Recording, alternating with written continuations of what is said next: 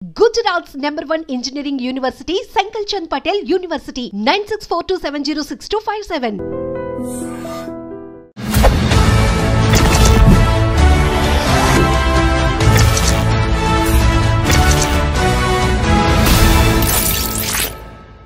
అందరికీ నమస్కారం. నేను Swaroopa Potlapalli. Welcome to I dream. Donald Trump America అధ్యక్షుడిగా రెండోసారి బాధ్యతలు చేపట్టిన తర్వాత తీసుకుంటున్న నిర్ణయాలు విదేశీయుల్లో గుబులు రేపుతున్నాయి. ప్రస్తుతం నాతో పాటు American studies expert Kannaganti Ramesh గారు ఉన్నారు. ఆయనతో మాట్లాడి వీసాలకు సంబంధించిన అనేక అప్డేట్స్ తెలుసుకుందాం. నమస్తే రమేష్ గారు. నమస్తే అండి. అనుకున్నట్టే అవుతోందండి. ఇంకా ట్రంప్ వచ్చాడంటే ఖచ్చితంగా వీసాల మీద అనేక రకాలైన డెసిషన్స్ తీసుకుంటారు అని అందరూ అనుకుంటూనే ఉన్నారు. ముఖ్యంగా H1B వీసాల మీద లాటరీ సిస్టమ్ ను బ్యాన్ చేయబోతున్నారు, ముఖ్యంగా రద్దు చేయబోతున్నారు అనే వార్తలు వస్తున్నాయి. మీ దగ్గర దీనికి సంబంధించి ఏమి ఇన్ఫర్మేషన్ ఉంది? H1B లాటరీ సిస్టమ్ ని రద్దు చేయటం అనేది ఇప్పుడు జరగదు. Please be relaxed. కానీ there are 2 schools of thought. ఒక స్కూల్ ఆఫ్ థాట్ ఏమని చెప్తుందంటే, మెరిట్, అమెరికా అంటేనే merit based economy, meritorious talented highly skilled పీపుల్కి ఇవ్వాల్సిన H1B వర్క్ పర్మిట్ని మీరు అదేదో ఒక జోదం లాగా లాటరీ వేసి ఆ లాటరీలో ఎవరిది చిట్టు వస్తే వాళ్ళని తీసుకొని వాళ్ళకి పంపించడం ఏంటి? ఎగ్జాంపుల్ అండి, హార్వర్డ్ యూనివర్సిటీలో చదువుకున్నాను నేను. ఎగ్జాంపుల్, నిజంగా నేను స్టాన్ఫోర్డ్ యూనివర్సిటీలో చదువుకున్నాను. నేను ఆర్టిఫిషియల్ ఇంటెలిజెన్స్ ప్రోగ్రామ్ మీద మొన్న 2024లో స్టాన్ఫోర్డ్ యూనివర్సిటీలో చదువుకొని వచ్చా. నేనే అమెరికాకి H1B కోసం అప్లై చేస్తున్నా. కానీ నా టైం అవ్వక నా చిట్టు పికప్ అవ్వకుండా ఎవరో అమెరికాలో ఒక చిన్న యూనివర్సిటీలో అడ్మిషన్ వచ్చిన వాళ్ళ లాటరీ సిస్టంలో అక్కడ చదువుకొని వచ్చిన అబ్బాయిది వర్క్ చేయడానికి ఆయన చిట్టు పికప్ అయింది అనుకోండి. మరి నేను స్టాన్ఫోర్డ్లో చదువుకొని వచ్చాడు, అతను ఏదో చిన్న యూనివర్సిటీలో చదువుకొని వచ్చి ఇద్దరం వెళ్తుంది భుక్తి కోసమే. కానీ నా ఎడ్యుకేషనల్ క్వాలిఫికేషన్స్ అన్ని పక్కన పెట్టి ఆయనది పికప్ అయింది. అంటే నా మెరిట్ అసలు టెస్ట్ కాకుండానే, నా మెరిట్ జడ్జిమెంట్కి రాకుండానే, దాని పరిగణలోకి తీసుకోకుండానే ఏదో లాటరీ వేసి లాటరీలో చిట్టిస్తే ఎంత పెయిన్గా ఉంటుంది మేడం. ఇది ఒక స్కూల్ ఆఫ్ థాట్, ఒక section of society argument. It should be on merit basis, not on the lottery chit pickup basis. Second rung of people ఏం చెబుతున్నారంటే, వర్ణాలు, వర్గాలు, తరతమ భేదాలు, ఉన్నవాళ్ళు లేనివాళ్ళు, ఇవన్నీ మాకు సంబంధం లేదు. చిట్ ఎవరికి వస్తే వాళ్ళకి కూడా వదిలిపోయాయి, ఈజీ అవుద్ది. మేము అప్పుడు ఫెయిర్గా ఉన్నట్టు ఉంటుంది, జడ్జిమెంట్గా ఉన్నట్టు ఉంటుంది. అంటే we are not being judgemental, we are very fair and transparent. Whoever chits chit gets picked up or lottery gets picked up, he or she will get the H1B permit. So ఇదే fair model అని కొంతమంది. So ఇటువేమో merit అని, ఇటువైపేమో lottery based అని. చివరికి ఇప్పుడు 2025 హైదరాబాద్లో I dream స్టూడియోలో స్వరూప పొట్లపల్లి గారితో నేను కూర్చొని రమేష్ కన్నగంటి మాట్లాడుతున్న ఈ తరుణంలో ఇప్పుడున్న రూల్ ఏంటి అంటే, చిట్టు ద్వారానే, లాటరీ ద్వారానే పికప్ అయ్యేదే H1Bకి వెళ్తుంది. కానీ ఇంకా అది రద్దు కాలేదు ఆ system. This is the fact. కానీ మనలాంటి వాళ్ళ మాట్లాడుకున్నప్పుడు ఖచ్చితంగా ఒక టాలెంట్ అనేది లక్ డిసైడ్ చేయకూడదు. అవును కదా. మరి ఇప్పుడు ఈ లాటరీ సిస్టమ్ తీసేస్తే మంచిదంటారా, తీయకపోతే మంచిదంటారా? ప్లస్లు ఏంటి, మైనస్లు ఏంటి? చాలా మంచి ప్రశ్న, చాలా తెలివైన ప్రశ్న అడిగారు మీరు. అంటే పబ్లిక్ పల్స్ కూడా ఇలాంటి ప్రశ్న కోసం ఎదురు చూస్తూ ఉండుంటుంది. ఒక మెరిటోరియస్ స్టూడెంట్గా కింద నుంచి చదువుకొని, అంటే స్కాలర్షిప్స్ మీద, మెరిట్ మీద చదువుకొని పైకి వచ్చిన వాడిగా, ఆబ్వియస్లీ నా personal opinion, I will vote for the merit based system. కానీ life is not fair. Life is not bed of roses. Life cannot be in black and white. There are areas of grey, right? There are colors of grey. కాబట్టి ప్రస్తుతానికి ఒక కొత్త model evolve అయ్యే వరకు we have to follow this model only. This model indicates lottery system of H1B, so that I'm not being partial, I'm not being judgmental, I'm not being selective, I'm not being biased అనేది crystal క్లియర్గా ఉంది. కానీ this is not fair. ఎందుకు? మీరు అన్నట్టుగా talent ఒకటి, luck ఒకటి. నా లక్ బాగుండి నాకు వచ్చింది, నాకు టాలెంటెడ్ రాలా. మరి రేపు నన్ను తీసుకునే ఎంప్లాయర్ ఉన్నాడు అనుకోండి, అక్కడ అమెరికాలో పెద్ద కంపెనీ ఇన్ఫోసిసే ఉందనుకోండి మేడం, లేకపోతే బిల్ గేట్స్, మన మైక్రోసాఫ్టే ఉందనుకోండి మేడం. నేను లాటరీ ద్వారా పికప్ అయ్యి వచ్చాను, నేను మెరిట్ బేస్డ్ మీద రాలా. అంటే నేను చదువుకున్న స్టాన్ఫోర్డ్ యూనివర్సిటీ, లెక్క ప్రకారం నాకు రావాలి, కానీ నాకు రాలేదు.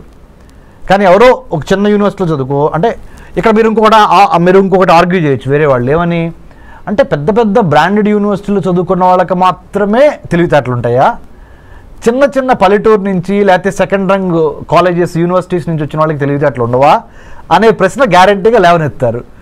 So nothing is perfect. Every set of judgmental or measuremental basis has its own little bit of fallacies and mistakes, little bit of weaknesses, little bit of shortcomings. Overall గా by and large ఎవరికి ఎక్కువ న్యాయం జరిగిద్దో ఆ సిస్టమ్ని మనము adapt చేసుకోవాలి. It will take little more time to come to that మెరిట్కి లక్కి ఆర్ మెరిట్కి లేదా వర్ణ వర్గ భేదాలకి అతీతంగా వచ్చే విధంగా ఒక న్యూ H1B సెలక్షన్ ప్రాసెస్ని డిఫైన్ చేసి డిజైన్ చేసి డెలివర్ చేసే డెలివర్ చేసే ఆ 3D రావాల్సిన అవసరం ఉంది. దాంట్లో భాగంగా మేధావులంతా కూర్చొని పాలసీ మేకర్సు, ఎడ్యుకేషనిస్టులు, ఇండస్ట్రియలిస్టులు అందరూ కూర్చొని ఒక న్యూ సిస్టమ్ని బయటికి తీసుకురావాల్సిన అవసరం ఉంది. How do you accommodate A competent, A transparent, A meritorious, A talented guy or girl to work in the United States of America based on the merit base, not on the luck base. ఆ సిస్టానికి రావడానికి we are evolving. ఎందుకంటే Rome is not built over night కదా, తప్పులు జరుగుతూ ఉంటాయి, నేర్చుకుంటూ ఉంటాం, వాటిల్లో నుంచి ఇవాల్వ్ అయి వస్తూ ఉంటాం. ఐఎమ్ షూర్ స్వరూప గారు in the days to come in very near future I think United states customs and immigration agency will go in to that direction under the department of homeland security. H1B వీసాలో కొత్తగా ఏమైనా మార్పులు తీసుకొచ్చే chances ఉన్నాయంటారా? Yeah, I think that's a smart question again. You know why? Given the Immigration and Customs Enforcement Agency, given the United States Customs and Immigration Office, given the new geopolitical geostrategic realities of Russia Ukraine on the one hand, Israel Palestine on the other hand, North Korea South Korea, China Taiwan, ఇవన్నీ global flash points, గొడవలు జరుగుతున్నాయి, యుద్ధాలు జరుగుతున్నాయి. వీటన్నిటికీ తోడుగా post COVID-19 world ఆర్డర్లో Covid తర్వాత వచ్చిన ప్రపంచంలో రాజకీయ, ఆర్థిక, సామాజిక, సాంఘిక పరమైన మార్పులు ప్రస్ఫుటంగా కనపడుతున్నాయి. ఆర్థికంగా అమెరికా కుదేలవుతున్న దశ ఇది. For your kind information, America ఆర్థిక బలాలన్నీ వీగిపోతున్నాయి. The economic tremors, the political tremors, the technological tremors are really shifting the pendulum in the other direction. Asia ప్రాంతంలో ఉన్న చైనా వైపుకి ప్రపంచ ఆర్థిక, రాజకీయ, వర్తక, వాణిజ్య, వ్యాపార సంబంధాలు చైనా వైపుకి ఇన్ ఫేవర్గా పవనాలు ఇటు మూవ్ అవుతున్నాయి. మంచికో చెడుకో we have to wait and see. But having known this fact, United States of America has got a wake up call. అందుకని మన ట్రంప్ గారు కూడా అన్నారు, hey it's a wake up call from China, people's republic of China. You know what is it? DeepSeek R1 అనే ఒక కొత్త AI మోడల్ని, chat bot ఇప్పుడు ఏదైతే ఉందో చాట్ GPT లాంటి ఒక మోడల్, కొన్ని $1 బిలియన్ ఖర్చు పెట్టి చాట్ GPTని మనం తయారు చేస్తే అలాంటి దాన్ని DeepSeek R1 అనే ఒక మోడల్ని చైనా వాడు $5.5 మిలియన్ తయారు చేశాడు. మనమేమో దాని మీద 100 కోట్లు 1000 కోట్లు ఖర్చు పెడుతున్నాం. మనకేమన్నా పిచ్చి పట్టిందా, లేకపోతే మనకేమన్నా తెలివితేటలు లేవా అని మనల్ని మనం ప్రశ్నించుకోవాల్సిన అవసరము, అఘాయిత్యము, సందర్భము ఏర్పడినవి అని సాక్షాత్తు 47th president of the United States of America Donald Trump has given a public statement. అంటే చైనా మ్యానుఫ్యాక్చరింగ్ స్పేస్ని, సైబర్ స్పేస్ని, మ్యారిటైమ్ స్పేస్ని, పొలిటికల్ స్పేస్ని, సర్వీస్ సెక్టర్ స్పేస్ని ఆక్యుపై చేస్తుంది. ఎన్లార్జ్మెంట్, ఎంట్రాప్మెంట్, ఎన్సర్కిల్మెంట్ అనే 3 విధానాల ద్వారా ప్రపంచంలో ఉన్న వర్తక, వాణిజ్య, వ్యాపార, సాహిత్య, రాజకీయ రంగాల్లో, ఆర్థిక రంగాల్లో తనదైన ముద్ర వేసుకోవటానికి చైనా నడుం బిగించి ఎన్లార్జ్మెంట్, ఎంట్రాప్మెంట్, ఎన్సర్కిల్మెంట్ అనే 3 స్ట్రాటజీల ద్వారా చాప కింద నీరులాగా ప్రవహిస్తున్న తీరుని అమెరికా గ్రహించింది. అమెరికాతో పాటు ఇండియా గ్రహించింది. ఇండియాతో పాటు ఆస్ట్రేలియా, జపాన్, మిగతా దేశాలు కూడా గమనించినాయి. ఈ 4 దేశాల పేర్లు ఎందుకు ప్రస్ఫుటంగా ప్రస్తావించానంటే మేడం గారు, స్వరూప గారు, India, Australia, Japan, United states ఈ 4 కలిపి ఈ చైనాని ఎదుర్కోవటానికి క్వాడ్గా ఏర్పడింది. QUAD అంటే 4 చతురస్రాకారంలో ఈ 4 దేశాలు ఈ చైనా ఎదుర్కోవటం కోసం ఇందాక మీకు చెప్పాను spaces, manufacturing space, cyber space, maritime space, service sector space and political space, వీటిని కాపాడుకోవాలి దీని నుంచి, చైనా నుంచి అని ఈ 4 దేశాలు జతగట్టినాయి. వీటితో పాటుగా భారత్ అంటే వీటిలో ఒకటైన భారత్ ఇటు బ్రిక్స్ని మేనేజ్ చేయాలి. Brazil, Russia, India, China, South ఆఫ్రికాలోనూ భారత్ ఉంది. ఇటు క్వాడ్ అంటే Australia, Japan, India, United States, ఇక్కడ కూడా ఇండియా ఉంది, ఇక్కడ కూడా ఇండియా ఉంది. మరి వీళ్ళతోనూ వెళ్ళాలి, వీళ్ళతోనూ వెళ్ళాలి. ఇద్దరితో కలిసి వెళ్ళి తన యొక్క రాజ్య ప్రయోజనాల్ని ఎలా కాపాడుకోవాలనే రాజకీయ దౌత్యపరమైన చదరంగంలో భారత్ చాలా స్మార్ట్గా తన పాముల్ని కదపాలి. దీనికి ఒక బ్యాక్గ్రౌండ్ ఉంది ప్రపంచ రాజకీయాల్లో. ఇప్పుడు జరుగుతున్న COVID-19 పరిణామం తర్వాత అమెరికా ఆర్థిక వ్యవస్థ కుప్పగూలిపోయి, అందుకనే let's make America great again అనే నినాదంతో ప్రెసిడెంట్ ట్రంప్ ఎందుకు అధికారంలోకి వచ్చాడు అంటే, ఉన్న వాళ్ళకి అమెరికా పౌరులకి ముందల విద్య, వైద్యం, ఆరోగ్యం, పర్యావరణం, వాళ్ళకి భద్రత, ఉపాధి ఇవ్వగలిగితే తర్వాత మిగిలింది ఏదన్నా ఉంటే ప్రపంచ దేశాలకు పంచిపెడతాము అనే ఒక బేసిక్ నాలెడ్జ్ నుంచి, బేసిక్ ఐడియాలజికల్ ప్రిమైజ్ నుంచి ఆయన let's make America great again అన్నాడు.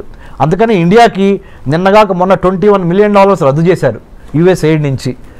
ఇది ఇండియాలో ప్రజాస్వామ్యాన్ని పెంపొందించడానికి, ఎలక్షన్స్ని పెంపొందించడానికి $21 మిలియన్ శాంక్షన్ అయి ఉంటే దాన్ని రద్దు చేసేశారు Elon Musk, department of government efficiency, కొత్త డిపార్ట్మెంట్ వాళ్ళు. ఎందుకంటే ముందర మన దేశం గురించి మనం ఆలోచిద్దాం. అది అమెరికా, అది భారత్ కానీ, నేపాల్ కానీ, బంగ్లాదేశ్ కానీ, ఏ దేశమైనా మనకెందుకయ్యా, America first, let's make America great again అనే నిదానంతో ట్రంప్ ఉన్నాడు. కాబట్టి దీనికి ఎంత బ్యాక్గ్రౌండ్ ఉంది. ఐ డ్రీమ్ ద్వారా, మీ ద్వారా, you are such a senior journalist with so much of hard work that you have put in the capital of India and elsewhere in the country. So my humble appeal to I dream viewers is, అర్థం చేసుకోండి, America యొక్క ఆర్థిక వ్యవస్థ పరిస్థితి బాగోలేదు. China చాలా తెలివిగా, చాలా స్పీడ్గా, చాలా సర్ప్రైజ్ ఎలిమెంట్స్తో అమెరికాని కొట్టటానికి ఆర్థికంగా, రాజకీయంగా, సాంకేతిక పరంగా ప్రతి అంశంలోనూ, ప్రతి డిపార్ట్మెంట్లోనూ అమెరికాని శాసించే విధంగా చైనా ఎదుగుతున్నది. కాబట్టి భారత్ ఏం చేయాలి అంటే, ప్రపంచ రాజకీయాల్ని ఒక తెలుగువాడిగా మనం గమనించి చాలా స్మార్ట్గా మన ఆర్థిక, రాజకీయ, వర్తక, వ్యాపార, వాణిజ్య ప్రయోజనాలని కాపాడుకుంటా ఇటు అమెరికాతోనూ ఉండాలి, ఇటు చైనాతోనూ ఉండాలి, ఇటు రష్యాతోనూ ఉండాలి, ఇటు యూరోపియన్ యూనియన్తోనూ ఉండాలి అనే ఒక smart, the combination of muscle power and then mind power, ఈ రెండు కలిపి స్మార్ట్ పవర్గా ఎదిగి మనల్ని మనం కాపాడుకోవటం చాలా ఇంపార్టెంట్. ఇలాంటి పరిస్థితుల్లో మరి ముఖ్యంగా కొత్త అధ్యక్షుడు వచ్చినప్పుడు కొత్త ఆశయాలతో వస్తూ ఉంటాడు. వాటిని అర్థం చేసుకొని దానికి అనుగుణంగా ప్రీ డిపార్చర్ ఓరియంటేషన్ అంటారు, PDO అంటే ఇక్కడి నుంచి వేరే దేశం వెళ్ళేటప్పుడు ఆ దేశం యొక్క చట్టం ఏంటి, న్యాయం ఏంటి, సంస్కృతి ఏంటి, సాహిత్యం ఏంటి, చరిత్ర ఏంటి అనేది అవగాహన లేకుండా ఏదో వీసా వచ్చేసింది కదా అని చంకలు కొట్టుకొని బొమ్మని మీరు ఫ్లైట్ ఎక్కి అక్కడ దిగంగానే వాడు చెప్పేది మీకు అర్థం కాదు, మీరు చెప్పేది అర్థం కాదు, మీరు అక్కడికి వెళ్ళిన తర్వాత భారతదేశంలో ఎలా ఉన్నామో అలా ఉందాం అనుకుంటే కుదరదు, తిరిగి మళ్ళీ డిపోర్టేషన్ అంటాడు, ఇంకోటి అంటాడు, H1B వర్క్ వీసాల గురించి మాట్లాడతాడు, F1 స్టూడెంట్ వీసాల గురించి మాట్లాడతాడు, ఆప్షనల్ ప్రాక్టికల్ ట్రైనింగ్ 20 గంటల మించి చేయకూడదు అంటాడు. అర్థం కాక ఏం చేయాలో అర్థం కాక ఇవన్నీ కాకుండా ప్రీ డిపార్చర్ ఓరియంటేషన్, PDO అంటే వేరే దేశంలోకి మన దేశం నుంచి వేరే దేశంలో కాలు పెట్టబోయే ముందల అక్కడ చేయవలసిన అంశాలు ఏంటి, చేయకూడని అంశాలు ఏంటి, అక్కడ రాజకీయం ఏంటి, చరిత్ర ఏంటి, సాహిత్యం ఏంటి, వర్తకం, వ్యాపారం, వాణిజ్యం అక్కడ ఎలా జరుగుతుంది అనే దాని మీద మినిమం కామన్ సెన్స్తో, మినిమం హోంవర్క్తో ప్లాన్, ప్రిపేర్, పర్స్పైర్, ఇన్స్పైర్ అనే విధంగా మనం అక్కడికి వెళ్తే మంచిది. 2025లో H1B వీసా రెన్యువల్ ప్రాసెస్ ఎలా ఉండబోతోంది? 2025లో H1B మారే ఛాన్సెస్ ఉన్నాయి. ఓకే, రెన్యువల్కి సంబంధించినంత వరకు గుడ్ న్యూస్. మంచి ప్రశ్న. అగైన్ ఎందుకు చెప్పనా, ఇప్పుడు వరకు 2024 మ్యాక్సిమం 2024 2023-2024 ప్రథమాంకం వరకు, ద ఫస్ట్ పార్ట్ ఆఫ్ 2024 వరకు ఏంటి, H1B వీసా రెన్యువల్ కావాలంటే మీరు ఉదాహరణ, నా పేరు డాక్టర్ రమేష్ కన్నిగంటి, నేనే అనుకోండి, నేను అమెరికాలో సిలికాన్ వ్యాలీలో సియాటల్, శాన్ ఫ్రాన్సిస్కో, బే ఏరియాలో నేను లెట్సే మైక్రోసాఫ్ట్లో పనిచేస్తున్నా. H1B మీద నేను అమెరికా వెళ్ళి ఒక 3 ఏళ్ళు జాబ్ చేశా. మళ్ళీ నేను రెన్యువల్ చేయించుకోవాలి. అక్కడి నుంచి ఇండియా వచ్చి ఇండియాలో కొన్నాళ్ళు గడిపి మళ్ళీ I have to renew my H1B. దానికి సొంత దేశానికి తిరిగి రావాల్సి వచ్చేది. అప్పుడు నేను అక్కడ ఆ ఎంప్లాయర్కి నేను ఎంప్లాయీ, ఆయన ఎంప్లాయర్, నాకు ఉద్యోగం ఇచ్చిన ఆయన, నేను ఉద్యోగం చేస్తున్నా ఆయన్ని. మా ఇద్దరికి మధ్య కొంత కమ్యూనికేషన్ కావాలి, మళ్ళీ మీ ఇద్దరు అడ్జస్ట్ అవ్వాలి. నిన్నటి వరకు అక్కడ జాబ్ చేస్తా, ఒకేసారి మళ్ళీ ఇండియా వచ్చి ఇండియాలో మళ్ళీ ఫుడ్, క్లైమేట్ ఇవన్నీ అడ్జస్ట్ అయ్యి మళ్ళీ ఇక్కడి నుంచి మళ్ళీ అదే జాబ్కి వెళ్ళేటప్పటికి కొంత టైం పట్టేది. సో ఇదంతా ఎందుకు టైం వేస్ట్ బ్యాచ్ అని ప్రధానమంత్రి మోడీ గారు ఎప్పటి నుంచో అమెరికన్ ప్రెసిడెంట్ బైడెన్ని అడిగారు, ఇప్పుడు ట్రంప్ గారిని మొన్న కూడా అడిగారు, మీరు H1B రెన్యువల్ అమెరికాలోనే ఉండి మా భారతీయులకి రెన్యూ చేసుకునే అవకాశం ఇవ్వండి అనగానే వాళ్ళు ఒప్పుకున్నారు. ఇప్పుడు now they are going to give us the chance to renew our H1B by being in the United States of America. You don't need to come back to India. H1B visa మీద ఉన్న వారికి జన్మతః వచ్చే ఈ పౌరసత్వ రద్దు అనేది కూడా వాళ్ళ మీద ఎలాంటి ప్రభావం చూపించే అవకాశం ఉంది? అంటే H1Bని ఒక్క నిమిషం పక్కన పెడితే స్వరూప గారు, మొన్నటి వరకు 1789 జార్జ్ వాషింగ్టన్ ప్రథమ American president, 47th president of the United States of America Donald Trump.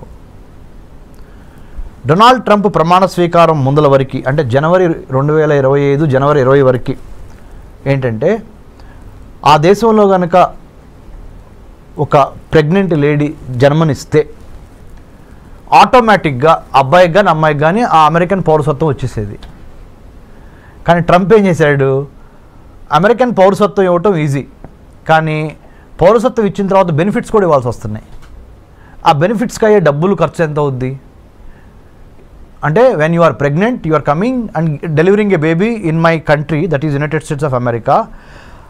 The moment your baby is born on this land, he or she becomes a American citizen కదా. మరి అమెరికన్ సిటిజన్ని మళ్ళీ protect చేసుకోవాల్సిన బాధ్యత ఎవరిది? నాదే కదా, అంటే బీయింగ్ ద అమెరికన్ ప్రెసిడెంట్.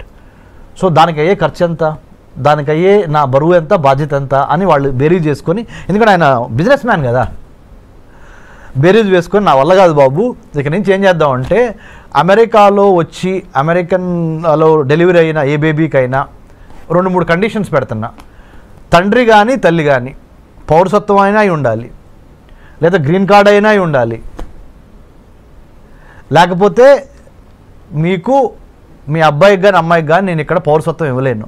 మీరు ఏదో విజిటర్ వీసా మీద వచ్చి, స్టూడెంట్ వీసా మీద వచ్చి, J1 వీసా మీద వచ్చి, L1 మీద వచ్చి, M1 వీసా మీద వచ్చి ఇక్కడ మీరు మీ అబ్బాయి అమ్మాయి ఇక్కడ పుడితే మొన్నటి వరకు అయితే చెల్లింది పౌరసత్వం వచ్చేది, ఇప్పుడు నా వల్ల కాదు. Because America doesn't have that kind of money or that kind of wherewithal to protect your child, because I have to give you all the American సిటిజన్షిప్కి ఉన్న బెనిఫిట్స్ అన్నీ ఇవ్వాల్సి వస్తుంది. I'm not in a position for the time being. రేపొద్దున వేరే president వచ్చిన తర్వాత, president ట్రంప్కి ఇది సెకండ్ టర్మ్, ఫైనల్ టర్మ్, రేపొద్దున వేరే ప్రెసిడెంట్ వచ్చిన తర్వాత ఆయన మారిస్తే నాకు సంబంధం లేదు. నేను దిగిపోయే వరకు, అంటే 2025 నుంచి అనదర్ 4 years 2029 వరకు నేను మట్టికి మీకు అమెరికా పౌరసత్వం ఇవ్వలేను.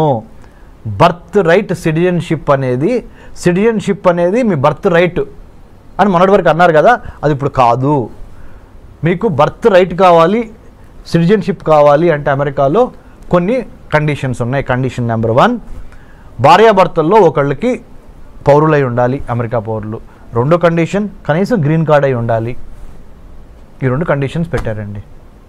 Thank you so much Ramesh garu. Thank you స్వరూప గారు, థ్యాంక్ యూ వెరీ మచ్.